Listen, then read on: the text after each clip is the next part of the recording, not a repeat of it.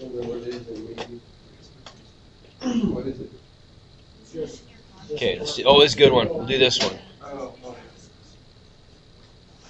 We'll try it. We'll either run it for this weekend.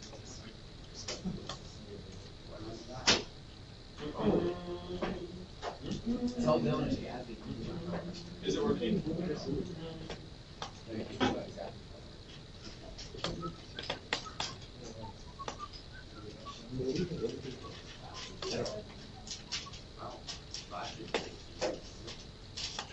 All right, let's look at this guy.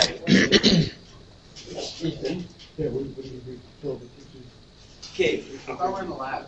We'll be there soon. Yeah, I think you'll find here. Can you put that away? Put that away. I think you'll find here that the part 2 of the applications test different applications of differential calculus much easier. This is the differentials stuff, not the optimization stuff. Hopefully, this stuff will be, it's not as hard. For example, Hey, here Mr. the edge of Webb, yes. This note here, Okay, tell me about it later. it's gang relativity.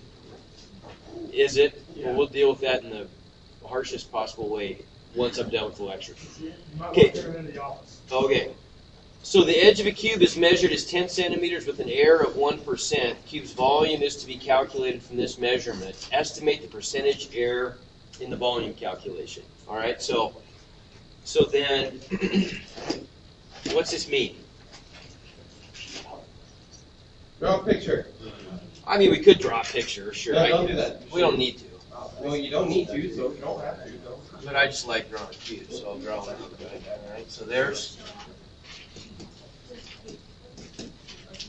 Okay. So we measured x with. What does it mean that we can measure it with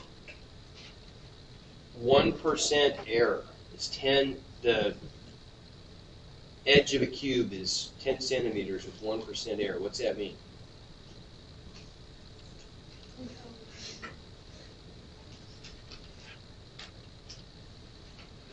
What's that mean that it's 1% error? When we talk about percent error, that's a relative error, right? So what is this? Yeah, what is this 1% business? Plus or minus 0.1. Plus or minus 0.1. Okay, what is though? Something equals plus or minus 0.01, right? Yeah. But what is it? Error. Okay, but it's the percent error in measuring an edge length. So that's a relative error, right? It's not dx. Dx would have to be, they would have, if they had given us like 10 centimeters plus or minus 0.03 centimeters or something, now that would have been dx, wouldn't it? Right. Because that had units attached to it. But this doesn't. It's unitless. It's just a percent. It's a restriction constraint. Well, and I think you were gone for this. Okay. So you're not going to probably know this answer. Okay. But the rest of you yahoos, how did we describe a relative error? What was that? The relative error in x, measurements of x. It was, remember, it was dx over x. Right? It's the error in measuring x compared to the overall size of x. Now that gives us a percentage. Right? And that's, remember, that's really a better way of describing error than Tanner, your conscience speaking. That way. That's a better way of describing the error, because if I just arbitrarily throw a number out, you have no idea if that's good or bad. If I say I just made some measurement, and I measured it to within plus or minus, I measured this linear measurement to plus or minus 1 meter. Is that pretty good? Yeah, that's okay. That's terrible if I'm measuring the width of this room. That would be terrible, right? Yeah, should But be it would be within it. spectacularly accurate if I was measuring the distance between here and Alpha Centauri, right? I mean, if I was measuring a stellar distance, 1 meter would be awesome. It would be way better than we could possibly do, right? Yeah. So the straight measurement of error in terms of a unit is meaningless, but unless we know what the overall dimensions are. But whenever we talk about a percentage, that means something to us. 1% is, it might be good, it might be bad, depending on how critically we need to get this thing close, but 1% means something, same thing to everybody. Yeah. Real quick, what chapter are we in? This is 3.9. Got it. Yeah. Okay. So we know dx over x is plus or minus 0.1. Now what we're trying to do here is calculate the percentage error in the volume calculation, right? Now what's the volume of a cube equal to? Yeah, volume is x cubed. Right, so if we're trying to calculate the percent error in volume, that's a relative error. So what is it that we're looking for? Not dV. dV X. if we want the percent error in volume. dV over V, perfect. What we want is that. The relative error in calculating volume. And we could either express that as a decimal or a percentage, whichever we prefer. Percentage probably would be better. Customary. Okay, so if this is V, then all we need to do here, right, is calculate dV, which is the differential form of the derivative. Well, what is dV? If V is x cubed, what's dV? 3x squared. 3x squared dx. Good. Right. Right, so dV over V then is just 3x squared dx over x cubed, right? Where'd you get the X? Because that's volume, Okay. right? Now we can reduce that fraction. Doesn't that just become 3 dx over x, How? right? Yeah. Which is just the same thing as 3 times dx over x, which is that. Dx over x is just the relative error in measuring edge length, right? Plus or minus 1%. So our answer then, dV over V, the relative error in calculating volume is just 3 times plus or minus 0.1. What's that? Plus or minus 0.03. So it's plus or minus 3%. Okay? Yes, sir.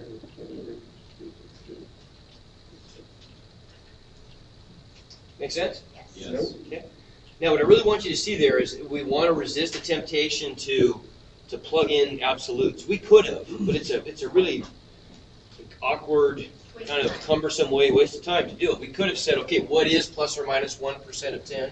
We could have turned that into a number, right? And then figured out what dx was in terms of a number, but we don't want to do that. We'd rather do it this way, where we can algebraically cancel, and we know this expression already as a relative error. It's a much more elegant, simple way of doing it. Okay? All right. Moving on.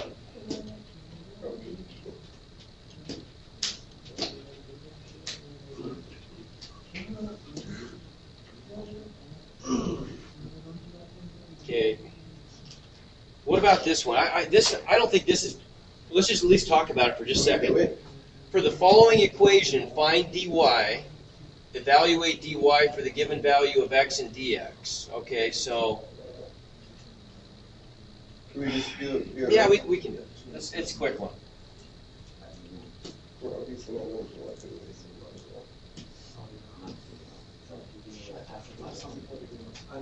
Yeah.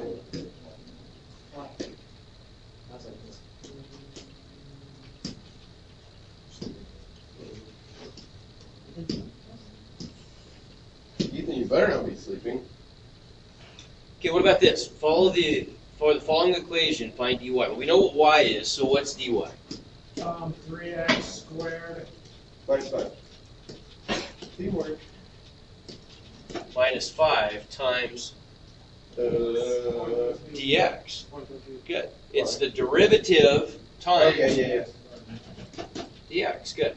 Okay. And So- then you plug in x to the equation and then multiply it all. So that part just goes right there, doesn't it? 3x squared minus 5. And then you plug in your 5. Evaluate Five dy and for the given Okay, we x got and it. dx values. Plug them in. Yep, that's good. Yep. Okay. Good job, Ethan. All right. Is this test only 5 questions long? It is. Okay. Okay, we did one of these yesterday. Find the linearization. Yeah. Equation of the tangent line. Hey, boys. Thank you. Can we run over it real quick? How'd you do The linearization. that? Yeah. Was it just you derive it and then? You differentiate. Well, it's you're just all you're doing on this one, and Oh, we go the through it. slope and the y-intercept or whatever. Yeah, you need a point and a slope. Okay. Yeah. Got it. Point and a slope. And if anybody wants to go through one of those when we get down to the lab, that's fine. Okay, approximate the root. Let's maybe we did. Were we okay with that? Enter C. Okay. We click C real quick. See if it's right. No, I'm. Okay, and then let's see. Okay, last one. This is a great problem. I like this one. This one threw me off. This one is excellent. This is very good stuff. You cut that sucker out there. Yep, you got it. Did it go? Yep, you good. Never mind. Whoa. Oh, there we go. Oh.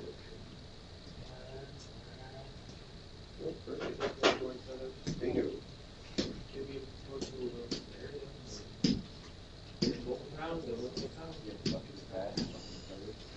All right, so the radius of a circle increased from 7 to 7.04. Estimate the resulting change in area, then express the estimate as a percentage of the circle's original area. So a relative error. Right. Okay. So then, now, if it increases from 7 to 7.04, then we'll call that R, right? What's R and what's DR? Is DR 0.04? Okay, so DR then is going to be, whoops, oh, there's Nolan to tell me, oh. So DR is positive 0.04. What's R? 7.04? 7. Good, that's what we started with, right? And then we Okay, moved it over by incrementally by a DR. Okay? So, area in terms of radius is what? R squared. Pi r squared. R squared DR. And the estimated change in area, that's just dA, right? Mm-hmm. So what's dA? 2 pi r squared. Pi r dr. Yeah. There we go. Which is, if I plug this stuff in, that's going to give us 2 times pi times 7 Here. times 0.04, which is just some number. Yeah, it is. Okay. That's That's it. Change, right? Okay, what are you guys doing? Just get a ruler real quick. I need a ruler. Some math equations. Measuring the length is there. Okay, do that later. Okay. Protracted. Okay, 2 times pi times 7 times 0.04, whatever that number is, That's just the change in area. that goes there, right? That's the estimated change in area, the propagated change. When we tweak the radius by that amount, how much do we tweak the area by? That amount. Okay, so that's our estimate anyway. Estimate the change in area as a percentage of the circle's original area. Well, that's just dA over A, right? Relative area, relative error, relative change. So 2 pi r dr over pi r squared. Pi's cancel. So it's 2 over 2 dr over r. Yeah, I can cancel an r there and there. 2 dr. So 2 times 0.04 over 7.00. Whatever that is, that's the decimal, right? Then we'll just change that to a percent. So what's that give us? That gives us, It's 11.4%. okay, so it gives us 0.11, 4285714. so 0.115, No. round to the thousand, nearest thousand. Right? 0.114. If you're gonna round, it's 0.114. Okay, let's get this right, because they want the percentage to the nearest thousand. Okay, percentage to the nearest thousand is 11.429. Yes. Okay, so that's the decimal rounded to 5 places. Now, if I multiply by 100, that's going to make that 11.429%. Correct. Okay, That's it. that's it. Make sense? That's a good amount. Is this the second? This is the second one. Yeah, This part was 2. easy. Yeah, second one's way easier than the first part. I might be able to handle one of these. Okay. All right, I am going to